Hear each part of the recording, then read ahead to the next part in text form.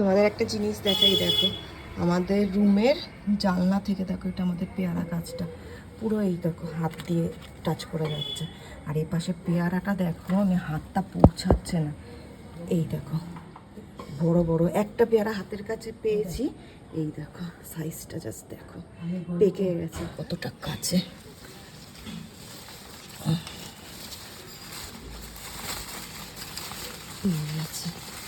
এই দেখো দেখতে পাচ্ছ, এখানটাতে একটা দুটো আর নিচে 2 পিস রয়েছে। চাই দেখো, এটাকে এবার টানছি, মার নিচে গেছে, প্রচণ্ড শক্ত।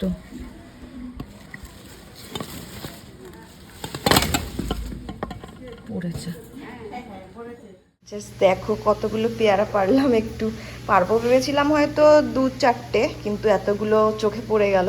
মার নিচ থেকে ক্যাচলুক ছিল আর আমি ওপর থেকে টেনে টেনে ফেলছিলাম। আজকে দুপুরবেলা ভালো করে পেয়ারা মাখা করব।